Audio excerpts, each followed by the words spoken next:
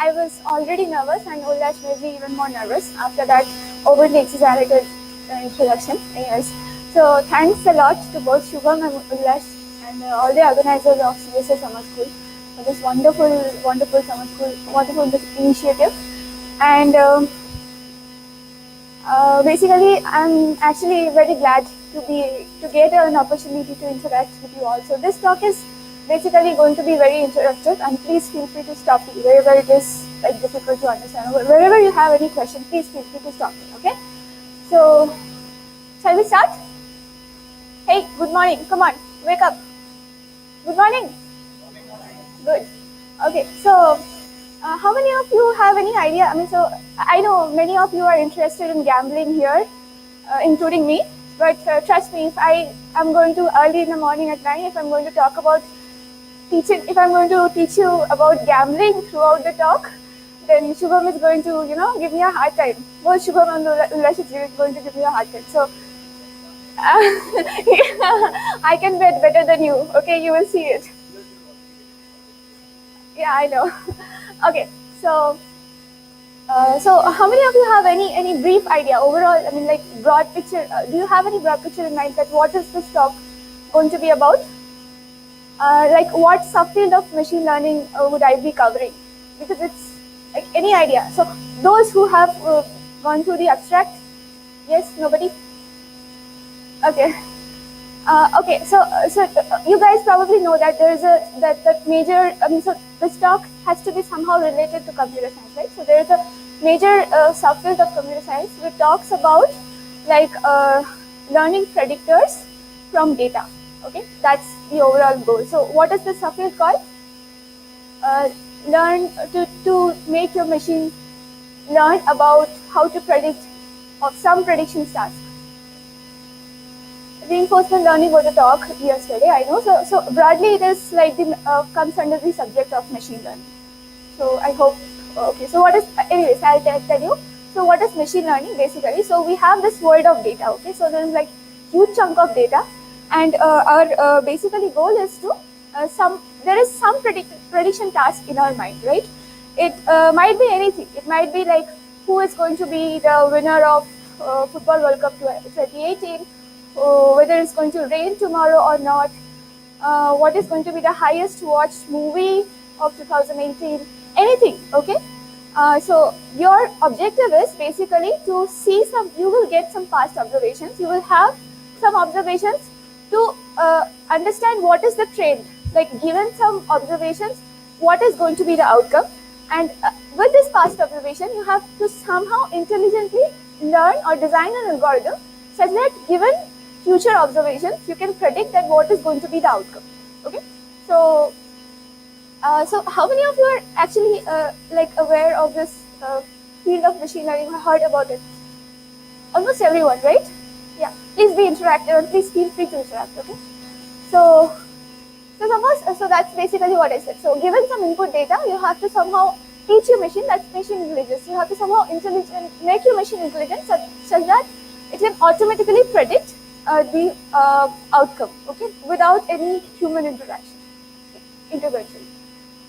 So one example can be spam filtering. Everybody knows what is spam filtering. So what is spam filtering? Would somebody tell me? Come on, it's easy. Okay, so looking at these two emails, what do you think? Which one is a spam and which one is not? Right. So that's because you have already seen the spam messages before, and you know what are like the spam messages look like. But the machine does not know. Okay. What you are going to do is you are going to feed your machine some chunk of emails like this. Okay, so this is like some chunk of emails, and you have to basically, this is your algorithm. This is where the machine learning sits.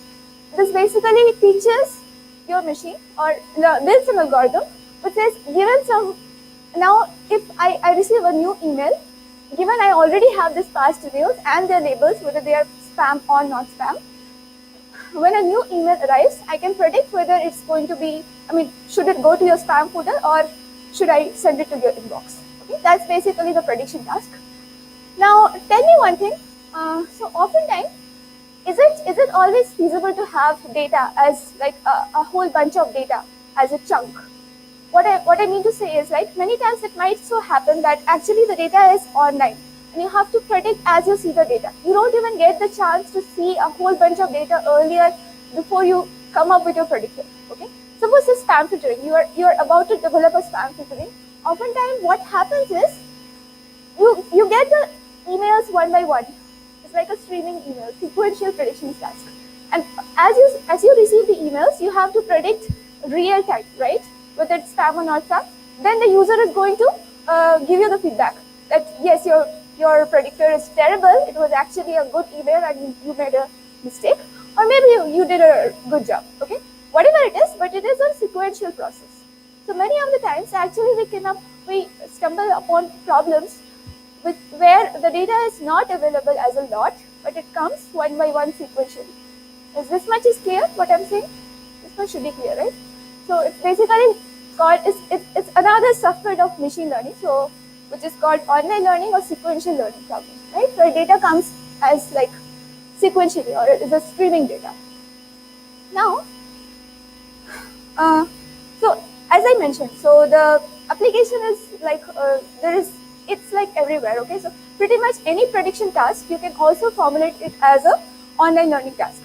For example, it was like proposed, this problem was formulated by William Thomson back in the days of 1933. Okay, for clinical trials, which is quite relevant, as you guys can see. Like, what is clinical trials? Basically, suppose there is a drug, and what you want to do is you want to test whether this drug is effective on some disease or not.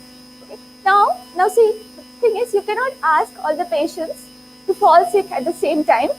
Okay, and right, and then somehow tell them that okay, then I'm going to give the drugs to everyone, and I'm going to receive the labels whether you are cured or not, and based on that, I'm going to come up with my predictor whether this drug works or not. Okay, maybe it's a classification task.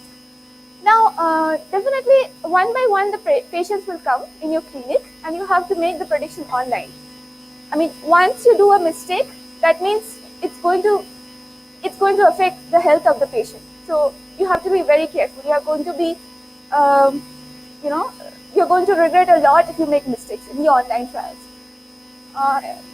So what else can be a good application of this online sequential problem? So I talked about clinical trials, I talked about spam filtering. What else comes in your mind where data comes like in streaming fashion? Very good. Where product recommendation, like in Amazon, or you guys must probably everybody has bought something or the other in Amazon or Flipkart or somewhere, and based on whatever your past search history is, or whatever you have purchased before, they show you some recommendations. Depending on if they are showing you good recommendations, then highly likely that you're going to buy again, right? So it's an online prediction task. What else can be? Very good. Stock prediction. Great. Everybody knows what is stock prediction. So every day is this. It's very much online because learning process, because every day the stock prices changes. It falls or rises, and based on that you have to decide that you have this much of total capital, how much you're going to invest in which company so that you get maximum profit. What else? Betting? Yeah, that's what we are going to learn anyways. Give me a few minutes. Yes. What else? Come on. Okay, so I already got good examples actually. So a few of them are already there. See, you guys are doing great. So movie recommendation, we have already talked about it. Stock market, second, right? And then, okay, so here is another one. So suppose you are trying to, every day you commute from your home to your college or maybe your office, and basically probably you have a scooty or a bicycle or something, and you want to find out what is the most convenient way to drive. Okay, so now you cannot really, unless you traverse to the path, you won't be able to understand which path is how. So it depends on a lot of things, like the distance of the path, the congestion, the locality, the traffic, lots of things. Okay, so you have to traverse the paths, and you have to. Every time you traverse one path, you will get to understand that how convenient it was for you. So that's one more problem. Like Google search engine, there are lots of problems. The list is not non-exhaustive, so I we'll quickly go into gambling. Okay, so this should be interesting. So what happens? So somebody already said gambling, where we teach. So where the goal is to basically bet. So what are all these things? These are basically called the bandit machines or stock machines. So suppose you are at a casino, okay, some royal casino in Shanghai, and you're in front of 5 stock machines. Every time you pull, so these are the arms of the machines. Every time you pull an arm, what happens is you basically get to see that some reward, maybe $1, $10, $1 million. You don't even know, okay, how much you're going to see. So actually there is true underlying rewards associated every time you pull an arm. So this is what you don't know, okay. So this is like $11, $3, $24, $27. All these are like underlying rewards of the arms. So if I pull, so which arm should I pull? Actually, if I knew that this is the reward distribution, which arm would I pull actually? The last one, right? The 27th one. But I actually don't know what are all this. So my goal is to basically pull the arms one by one, and somehow everybody knows what is stochastic distribution, like what is random variables distribution. Everybody is aware of that. Like you guys know what is a Bernoulli distribution, Bernoulli Gaussian. It doesn't matter. Okay. So think it like that. So every time you pull it around, you don't get to see exactly 27, but some noisy version of 27. So if it is 27, you are highly likely that you're going to see only high rewards here. If it is -3, or if it is say -24, then you're going to lose money. It's highly likely that you're going to lose money. Think it like that. Okay, so it's a stochastic process. Now you have to pull the arm one by one, and somehow you have to figure out that which is the best arm in the hindsight. Okay. Now you don't have the provision, first of all, to go on playing the entire day. First of all, you will run out of capital. Okay, so you have to do it quickly. You cannot go on trying forever.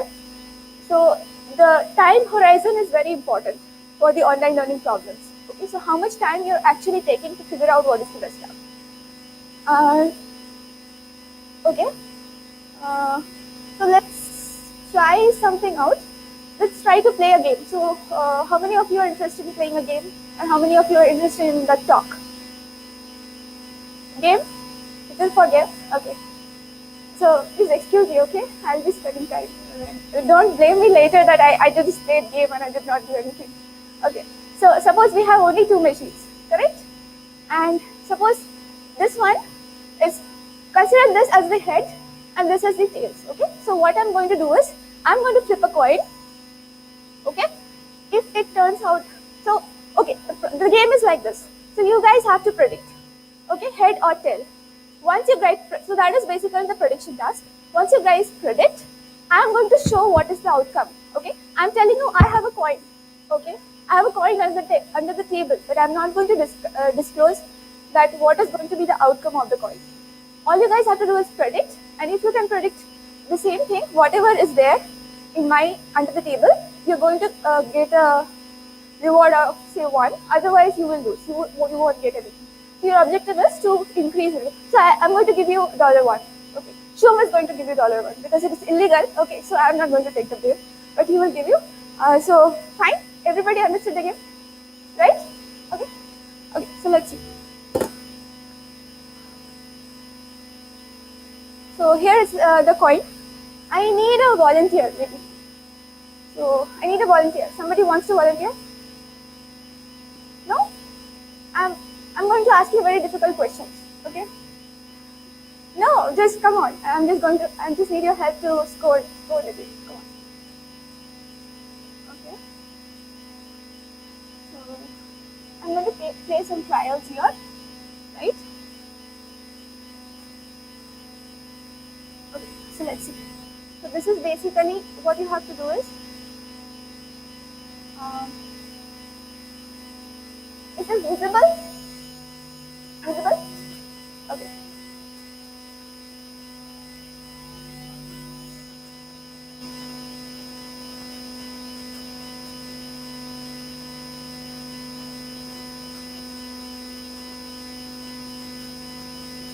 So what you have to do is basically they will first predict something. You will write down, okay?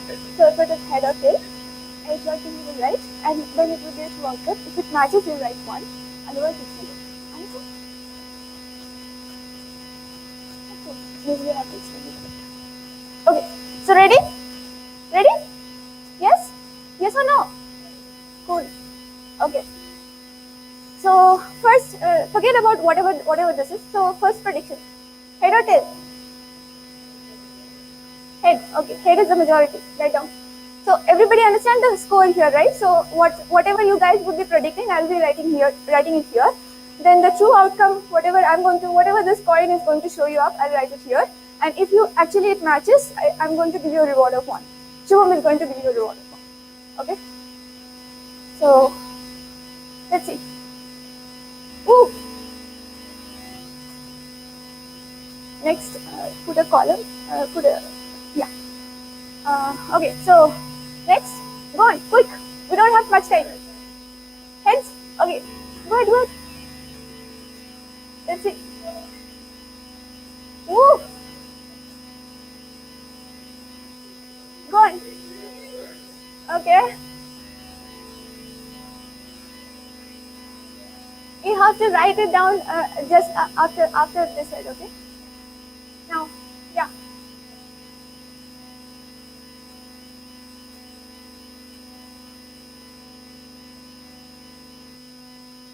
Go ahead. We'll do it quick. We have a lot more to play.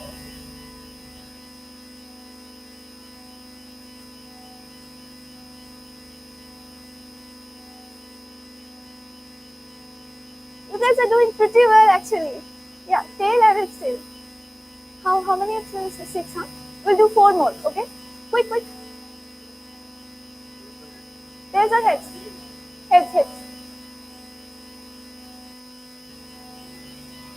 This is amazing, okay? Oops. Forget it. Okay, go ahead.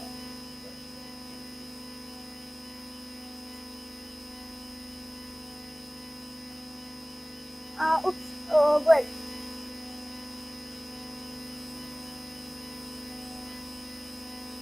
Okay.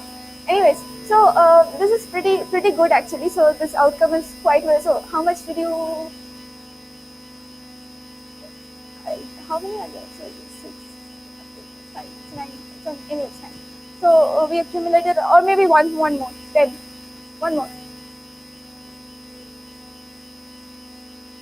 Good. And so what were the prediction strategy? Okay, so when you guys were predicting head or tail, were there any strategy, or you guys were predicting this randomly? Yeah? Somebody would say, what is the prediction strategy?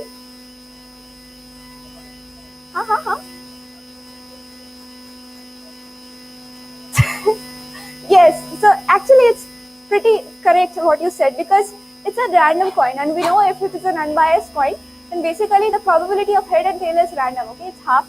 So it's a wise decision to actually predict randomly. So now I'm going to change my prediction rule a bit. Whoever was, hey, I'm going to make you suffer a lot more.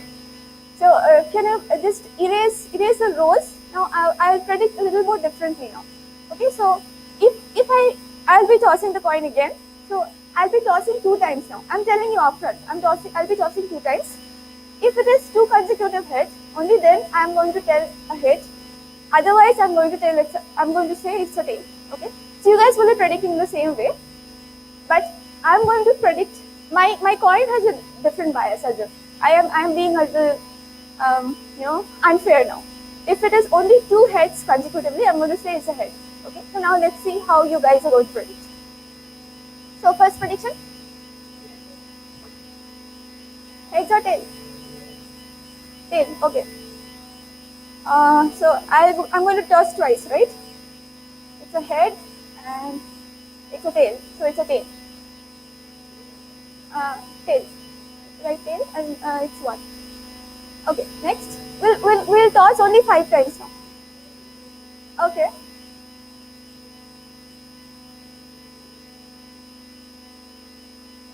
Woo. Okay. Yes. Very good.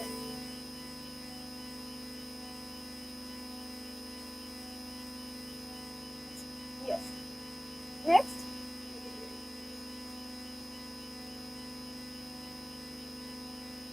Okay. And last one? Tails. Okay.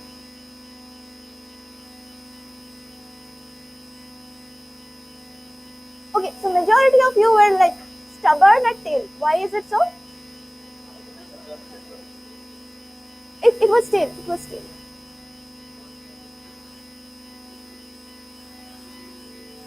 So why everybody is majority of you were saying tail, nothing else, just blindly tail. Why? So if the coin I'm tossing now, what is the bias of the coin? What is the probability of head is occurring? Very good. So it's 1/4, and henceforth it's very likely that you're going to see tails only. But see, the problem is now you know the bias of the coin, right? But suppose I don't know, I mean, the casino owner is not definitely going to tell you what is the bias of the machines, right? And he's going to be back. I mean, yeah, I don't have to even tell what is going to happen to him. So now I'm going to be a little more unfair. So now I'm going to throw a dice, okay? I'm going to throw a dice, but through the dice, I'm going to simulate toss. I know what is my prediction, what is my bias of the coin. I mean, through the toss of the dice, how I'm going to simulate the coin tosses, but I'm not going to disclose it to you. Earlier I disclosed it to you. Okay, so you know how to do it. But now I'm telling you, depending on the outcome of these 3 dices, I'm going to predict head or tail. I'm not going to be unfair here. That's also a coin with certain bias, but you don't know the bias. So I want to see how you guys predict now. Okay? Let me recall what I thought. Okay. Yes. So again, well,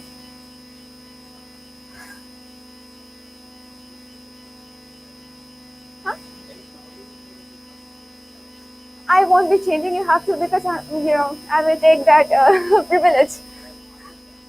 I am a very honest person. Okay. I will tell you the prediction strategy at the end. Whoever has doubts, Shubham, is because he's going to give the money, right? He is the most concerned person. So I will tell you the prediction strategy later. So keep it in mind that I'm not going to play any unfair game here. So go on, predict tail. Okay, I'm going to throw a dice now. Okay, it's a tail. Go ahead.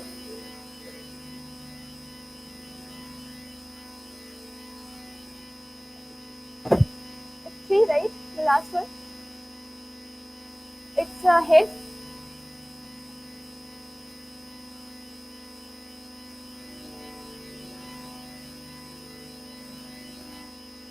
It's a tail.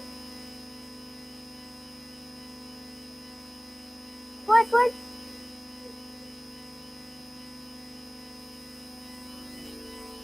It's a head. Huh? Yes? Yes, next.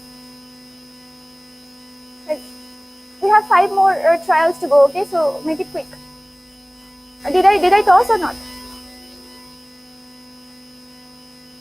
It's a tail. It's a tail. Okay.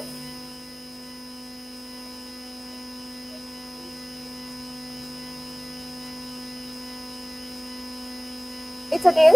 It's a head. It's a head. Sorry. Okay.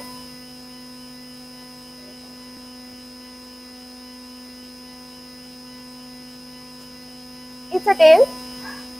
Now it's bad. Okay. Very, very bad. Okay. Good. Shom is very happy. He's like, yeah. Yes.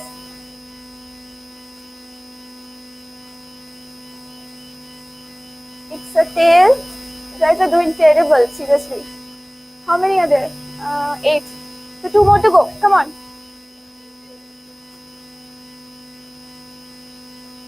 It's a tail. Great. What do you mean by it's a head or tail? Oh, last one. Last one is a head. Okay.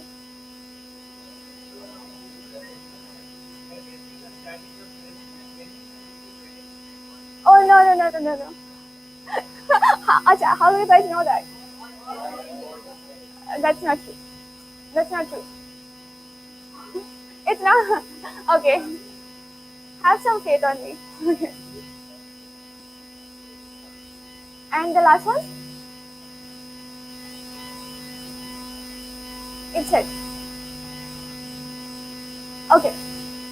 So what I did was, I did not do all even all odd thing. Okay. What I did was, out of these 3 dice, if two are even, then I'm telling it's a head. Otherwise, I'm telling it's a tail. So what is the probability of head? Would somebody calculate it quickly? Okay, just tell me how to calculate it. So I have 3 dice, unbiased dice, and I'm going to say whether it's a. Thanks a lot. Thank you. What's your name? Prasanna, right? Thanks. Yeah. So what is the probability of head here? How to compute the probability of head? Come on, this is easy. This is basic probability.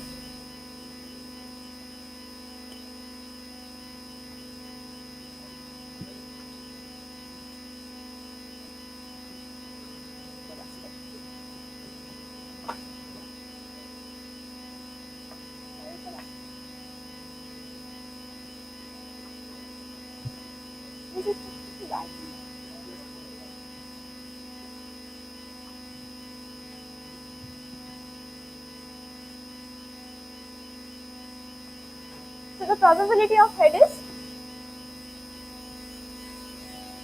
so how many ways, so total how many ways the outcomes, so we are doing it in the most naive possible way, okay.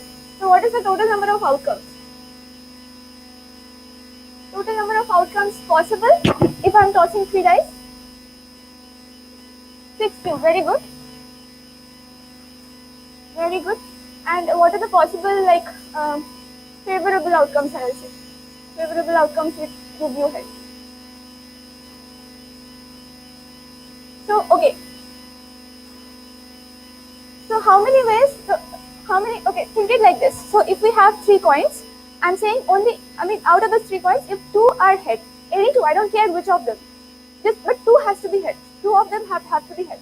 So, how many ways I can select 2 coins out of 3? 3C2, correct? Now, now I have 3 coins. I have already selected 2 out of it. Okay, maybe this 2. Three possible ways I can do that. Select 2 coins. Now suppose these 2 are even. So how many ways even can occur here? How many ways even can occur? 3 ways. And how many ways odd can occur here? So this is like 3 into 3 into 3. So what is the probability? Probability of head in my coin now is basically, if there are two even, I'm saying probability of, I'm saying it's a head. So what's the probability? It's 3C2 into 3 cube, 6 cube, right? So it's 3 by 8. So it's basically less than, so it's less than half or greater than half? Less than half. So is a head is more favorable or less favorable? Less favorable. But when you guys were predicting, how you guys were predicting? How were you predicting actually? You guys did not know that. So how were you predicting? While doing the prediction, I'm sure you were not predicting randomly. There was some intelligent thing going on. Something. Whatever it is. Whatever naive, how much stupid it is. Is there any strategy you guys were, or just randomly saying it, head tail?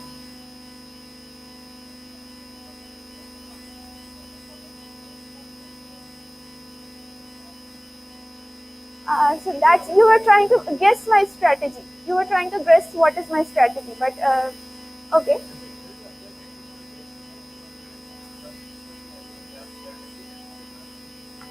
Okay. Okay. Any other ways you guys thought would be possible? It is wise to predict. Shubham?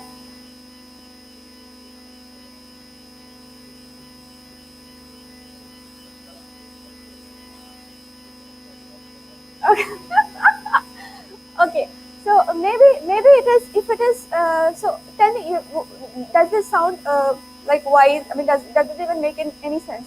So while I'm tossing the coin, okay, I don't know that what is the bias of the head, but I am definitely able to see that what were the past outcomes, right? So how many times head has occurred, how many, so probably, I think I should have reduced this 3 by 8 to even less, so that tails would be more prevalent, but it's fine. So if suppose tails were more prevalent, like the earlier case you did, tails were more prevalent, you already knew it, so you guys were telling tail, tail, tail. So here also, if it was like the majority was tail, or the majority of the coins were tail, so what you guys would have been predicting? Mostly tail, right? Because it's like the majority what you're seeing is tail. So it's probably a wise, I don't know whether it's wise or not. One strategy could be to just see that out of the trials you have tried so far, whether head is the majority or tail. If head is occurring more, then probably the bias of the coin is more than half. Then it's maybe wise to predict head, or the other way around. Okay. So, anyways.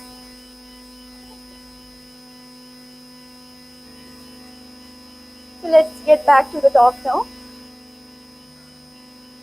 So anyways, would somebody tell me what are the rewards of these two arms now? If it was 3/8, do you guys know expectation?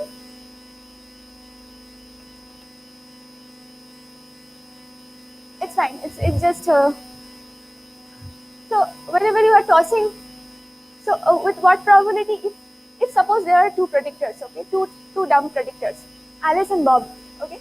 So Bob always say it's head. He always predict continuously head, and Alice continuously predicts tail, tail, tail, tail, tail. Okay, so what would be the on an average, what would be the reward of Alice and Bob? That's what I'm asking. So what would be Bob's? Bob is always predicting tail, head.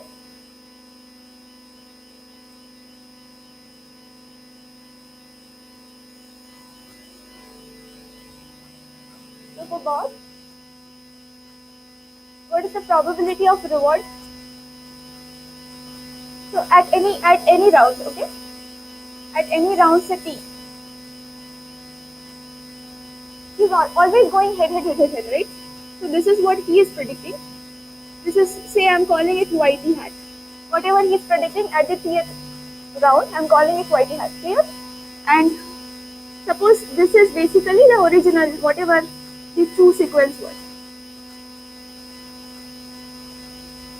So his reward is definitely going to be, only if there is a match, he's going to get a reward of 1, right?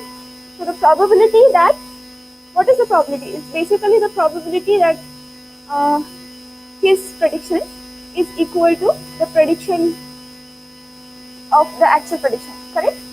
And because he is always predicting, head, so this is equivalent to saying the probability that this is equal to head. This is the even. And what is this probability? So that's basically his expected reward. Okay. So similarly, Alice's expected reward would be 5/8.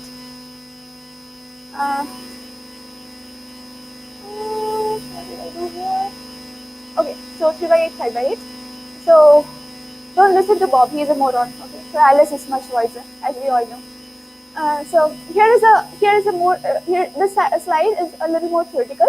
I just have written down whatever I have explained so far.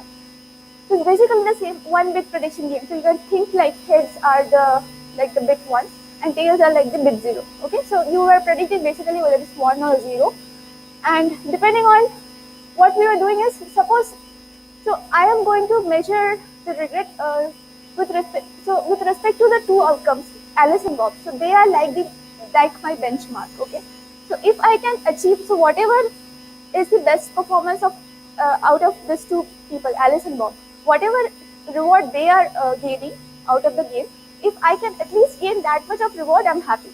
So if suppose my YT hat is always coming from Alice, okay, then my expected reward is going to be 5/8.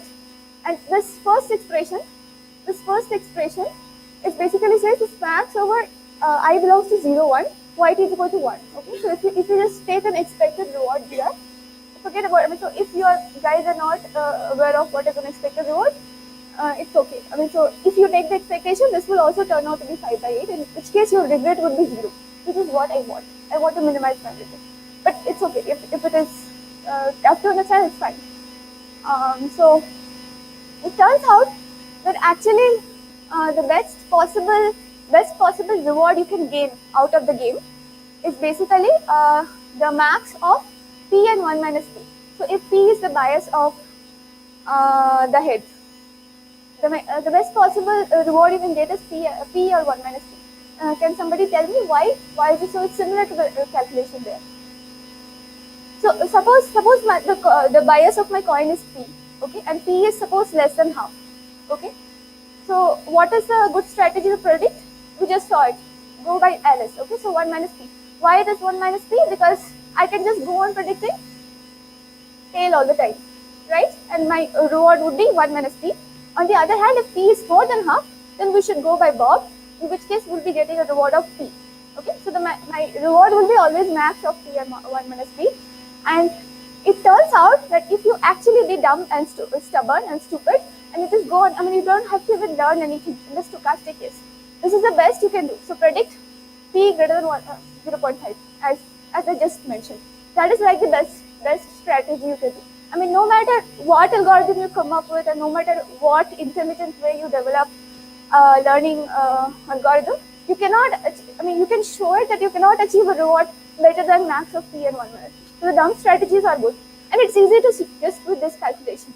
So should I, if I have time later on, I'll show it at the end of the talk, okay? Why it is, it's easy. I mean, you guys can take it as a homework exercise. It's not difficult at all. And majority algorithm also. So it's not as good as being dumb and stubborn, but the majority algorithm which I was talking about. So seeing like what is the majority, whether it's head or tail, and predict accordingly. That also gives quite nice regret. I mean, so n is basically the total number of trials suppose you are trying, okay? So n is basically T. So if your n is high enough, if your n is large enough, basically this sum, so all of you know what is the order notation, correct? So this is as n goes to infinity, this goes to 0. And that means your regret almost goes to 0. So majority is also a good strategy. In case if I know that the rewards are stochastic, there is some distribution which is going at the back. Right? This much is clear. So this if somebody has any confusion on this slide, please clarify it right now, because this is like one of the takeaway message. The main of it. Yeah.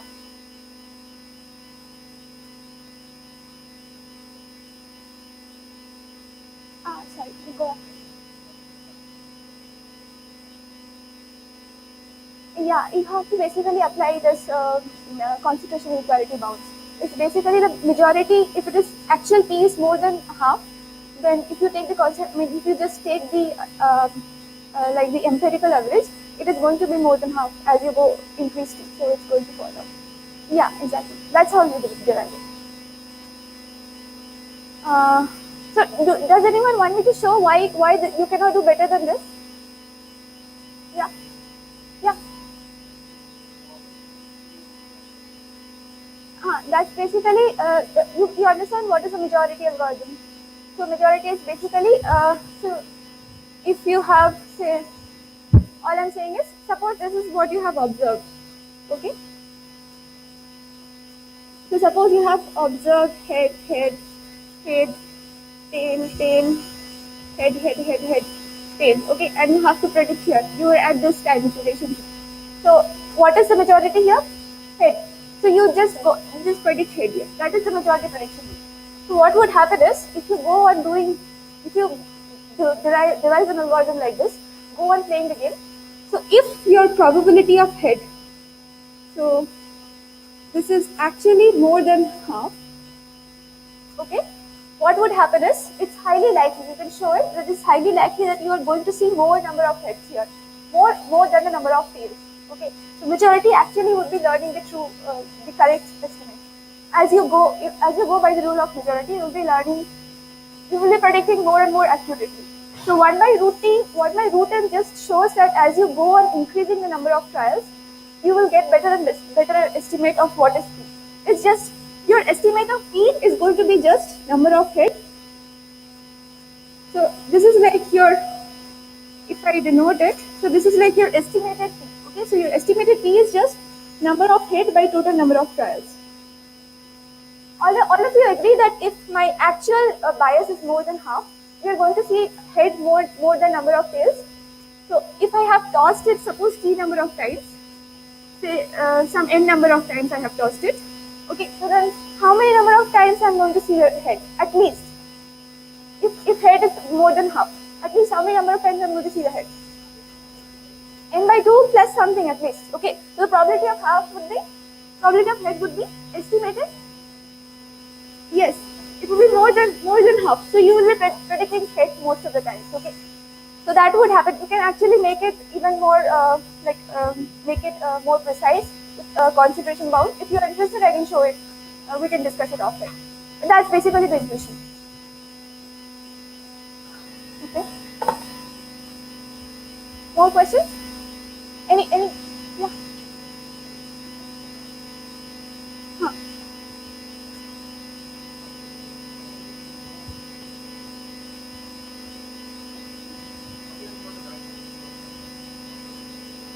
So that's what I'm saying. So that is the best possible you can achieve. Okay. Why is it so? I'll just show you. It's not very difficult actually.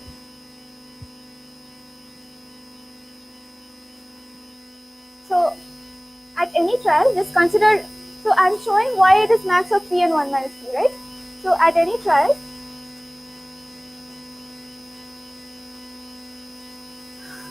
you get a probability that you get a reward equal to 1, and say it is the bias is some p. The bias of the coin is p. Okay, everybody is following me here? The bias of the coin is p, but I don't know what is p. I am trying to estimate, I'm trying to figure out what is my reward probability. So I would be getting a reward of same as before if this happens. So that is like if this is equal to 0, given, so this is law of total probability. I hope everybody is aware of this. You can write it as a law of total probability that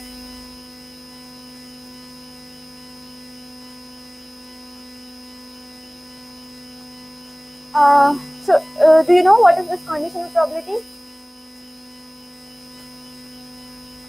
It's like a probability of event. So this is basically an event.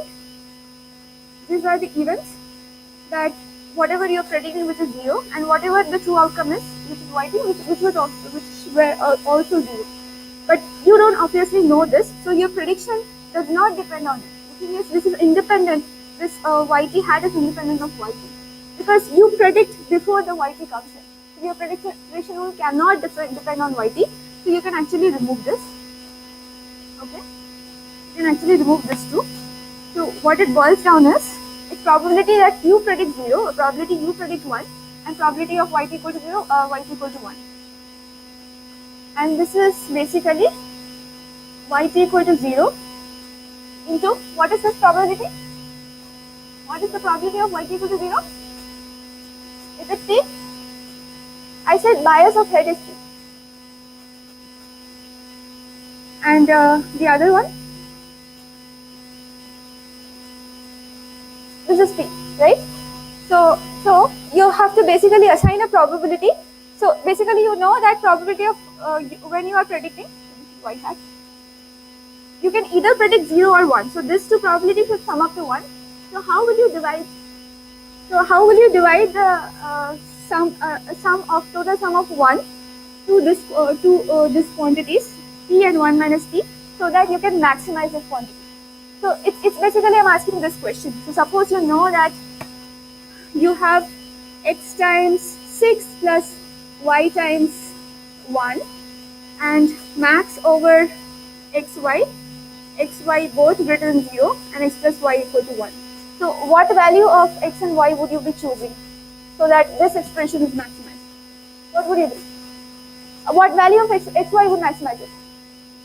Exactly. So you just put all the way to the quantity which has higher weight. So you do the same thing here. Max, whatever is the max, you put the more weight on that. Okay. So that basically says that the down prediction strategy is the best. That max you can get is this. If you put all the weight to either head or tail.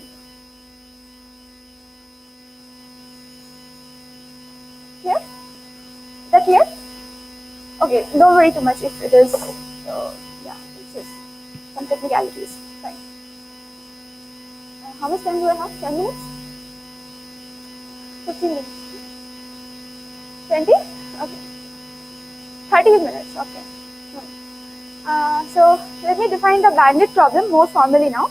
So we just saw how to bet in casinos if there are only 2 machines, and also we know that the probability of rewards are some Bernoulli distribution. Actually, I mean some distribution which is like head tail only. There are only 2 possible outcomes from each machine, but it can be even more general. Okay, so consider that I need not always be flipping a coin to come up with a reward. I can do some more sophisticated thing.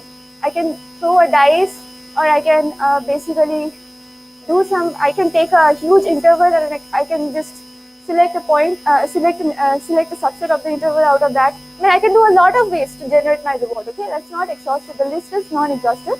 There are several ways to generate the rewards, and suppose this mu1 to mu(n) is basically the mean reward. So it's consider it as the probability of head or tail. Okay, like on an expectation, the reward you're going to get when you pull this arms. Suppose you have this n arms, and basically if mu1 is greater than mu2 is greater than mu(n), like that. So what is the best arm in the height side? Obviously the arm 1. So your goal is to basically find out this arm 1 as quickly as possible. I'm just generalizing whatever I talked in the binary setup. I'm just generalizing that here. So that's basically the famously called multi-arm bandit problem. So you have n arms. It's a sequential game. So every round you just pull an arm. After you pull an arm, you get to see some reward, as we saw. Okay, if it is like head with probability 7, we get to see more heads, less tails, like that. You can get to see some reward, and then you went on selecting another arm, so on, and finally whatever reward you accumulate. So mu1 is basically the best possible thing you could have. So if you would have played just arm 1 from the beginning, suppose I know you, the god tells you that the arm 1 is the best arm, then you would not even go about learning anything, right? You would just go on playing 1, 1, 1, 1, 1. In that case, this is the total reward. So mu1t is the total reward you would be accumulating.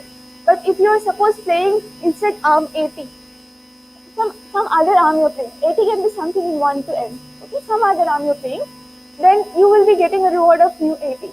Okay, and the total reward will be sum over t mu 80. So the difference is basically the reward.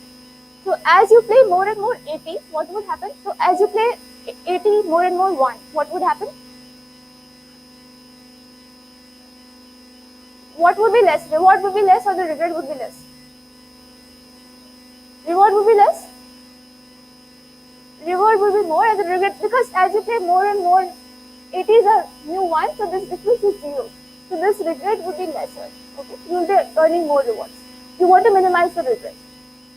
Okay, so fine. It's an expected reward, what you are going to get, and that's basically the highest achievable reward, what you could have gotten if you had played R1 continuously. And you basically want this to become sublinear. Okay, so basically you want it to, as t goes to infinity, you basically want this rt to go to 0. I mean, so rt by t to go to 0. If anything rt is like log t, root t, everything is fine. Just think like order of rt by t is 0. Order of rt by t is as t goes to infinity, limit rt by t is 0. That's it. Okay, so if there are more than 2 arms, so we have discussed if there are 2 arms, how to revise a strategy. Maybe the dumb strategy is good. We have already seen it. The majority is also not too bad. Okay, 1 by root t is almost it's a sublinear regret, so it's not bad. And anyways, you cannot play the dumb strategy unless you know what is the bias of the coin. Okay, so fine. So there are some algorithms. I don't know how much time I have to cover the algorithms. I have some slides, but okay. So suppose first of all, if the rewards are already known, we already know the rewards of the game. Already know the mean rewards of the arms. So how should we play it? The game. So there are 3 arms, and there are like the arm 1 is $1, arm 2 is $10, arm 3 is $50. How would you play it? Yes? Whoever will answer will get a chocolate. Arm 3 always. Everybody said it. Everybody would be getting a chocolate. Okay. So arm 3 always, but you obviously do not know that. You don't know what is the rewards. So it's basically this thing. Okay, so try to understand this whatever I'm saying right, whatever I'm going to say now. So there is always a exploration exploitation dilemma. Okay, so suppose there are 3 arms. What you're doing is you can do a lot of things. Like you can start playing blindly arm 1, or arm 3, or arm something. It's not going to give you low regret, definitely. You can go on exploring the arms for say 100 many trials, or 1000 many trials, or million many trials even. Okay, and after that you can stop exploring, and you can see that whatever is the best, whatever arm is giving you the highest reward, and henceforth you can go on playing the same arm. None of the strategies are actually good, because there is, so what's happening is after certain many number of trials you are stopping to explore. Okay, did you guys understand what I said? I'm just saying, like, what are the possible ways to come up with a good algorithm to play this game so that our regret is minimized. All I'm trying to say is, at any point of time, if your algorithm stops exploring, okay, that algorithm cannot be a good algorithm. Because what happens is, there will be, no matter what, there will be a very small amount of probability through which the arm you are going to be fixed at after that number of trials is the suboptimal arm. And henceforth you are going to get a non-zero regret for the rest of the trials. So your regret cannot go to 0 as he goes to infinity. Okay, so there is always this exploitation trade-off. At any point of time, when I say exploitation, that means basically whatever rewards you have seen so far, whichever arm is going to give you the highest reward, go by that arm. Okay, just go by that arm, which is like the majority rule. Or exploitation means I will also explore that what other arms can be useful here. Maybe I'll also give chances to the other participants. I'll just not stick to the majority one. So that if somehow I have made some mistake, the majority, with some probability, the majority rule was incorrect, and I still have a hope to get sublinear regret. And that's basically this algorithm basically does this. Okay, so this is one algorithm. There are 3 algorithms which I have in the slides. I'm not going to explain any of them. I mean, I don't have the time, but if somebody wants, we can discuss it offline.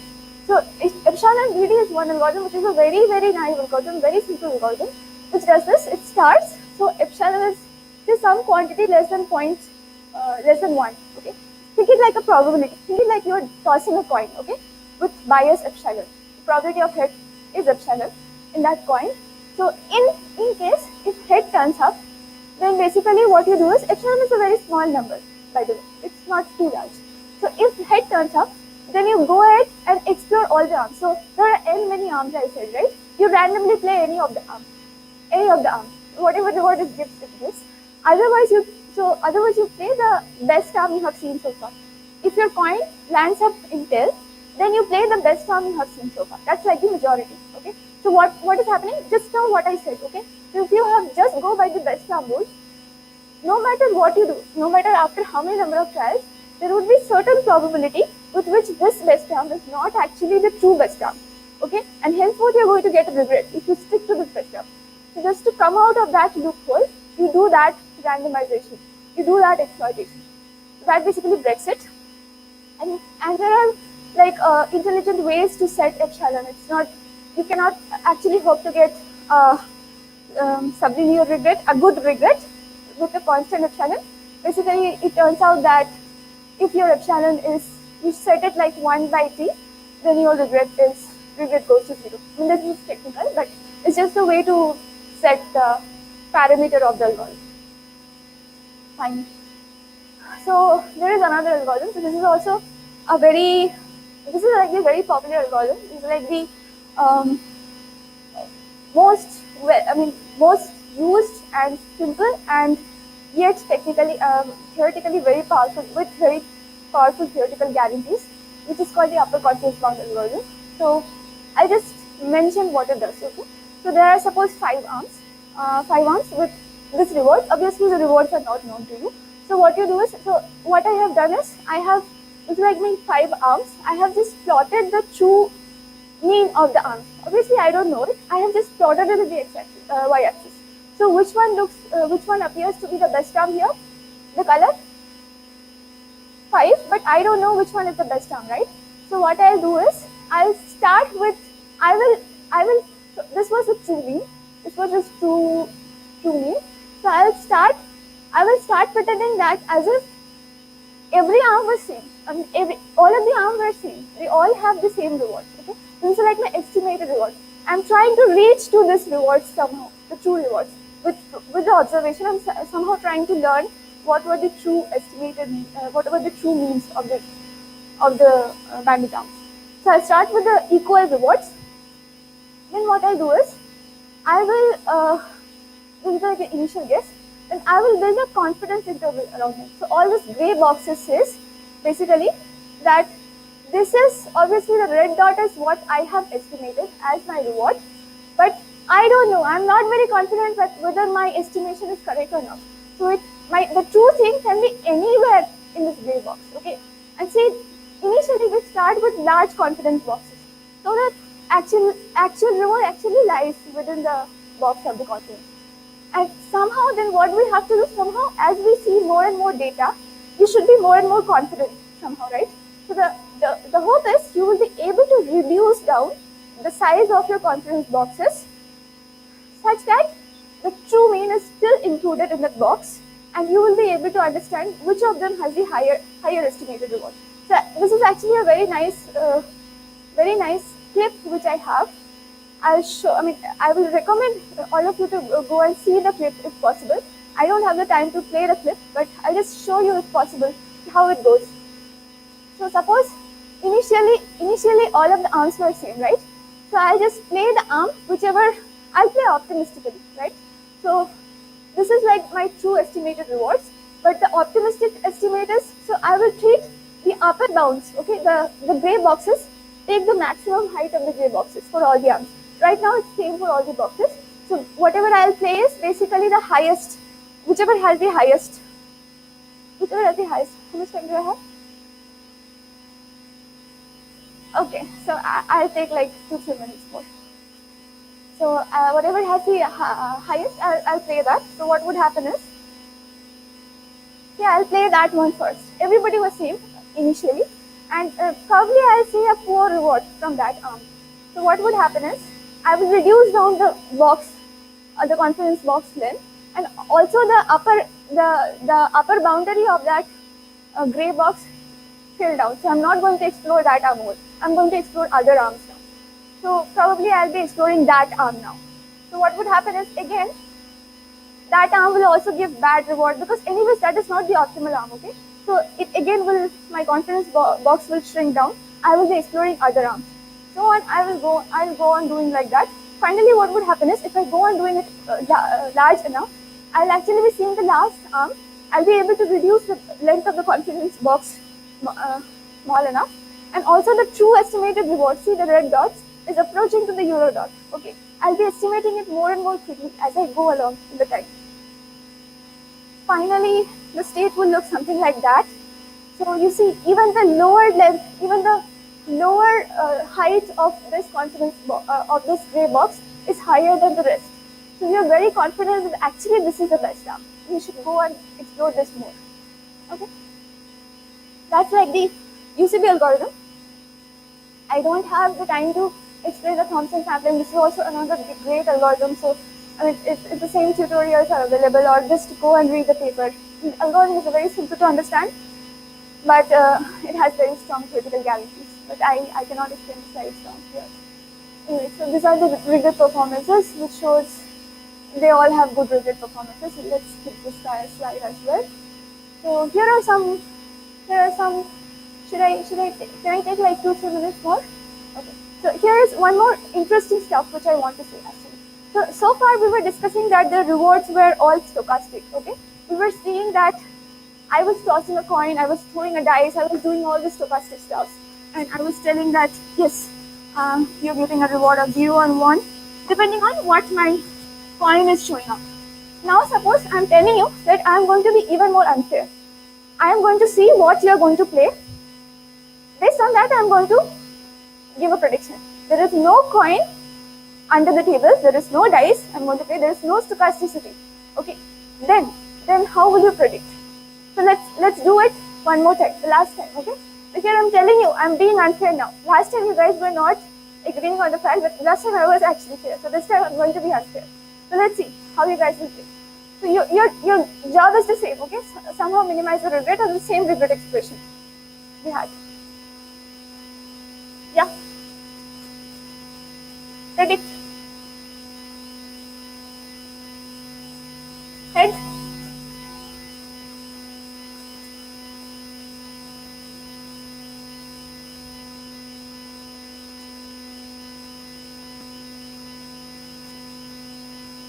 Go ahead, go ahead. Fast, fast, I don't have time.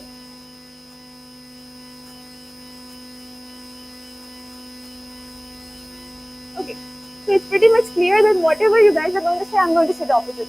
Okay, I can do it. Turns out that actually, I mean, I could have explained all this, but I don't have time. It's actually the case that no matter what, if your algorithm is deterministic, okay, if your algorithm is deterministic, no matter what algorithm you play, I can make you suffer a regret which is not sublinear. Why is it so? Because I can go on doing this. No matter what your algorithm is, it's going to start with something. I will just go on altering the bit accordingly. Okay, so what is going to be your regret at the end? I mean, what is the loss you're going to suffer at the end? If it is T trials, I'm going to make you suffer it every time, huh? So it's T.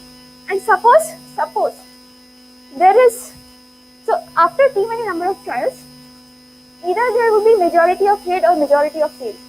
Or in the worst case, both can occur together. I mean, both can occur n by 2 times, t by 2 times. So at least one of them would have regrets equal to n or less than, equal to t or less than equal to t by 2. So if I take the difference now, t minus t by 2, that is basically, so that's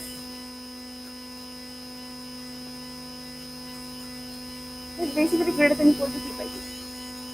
So your regret, what you're going to incur, even the regret is more than t by 2, so it's linear in t. So no deterministic algorithm can actually do good if I am playing adversarially. It's not so good as stochastic assumption. So when the rewards are stochastic, not stochastic, adversarial, then obviously being dumb and stubborn is a terrible strategy. Majority is also terrible. Okay, even if you do by majority, I'll do the same thing. I'll make you suffer regret of it. So the thing here is, the trick here is to do some randomization.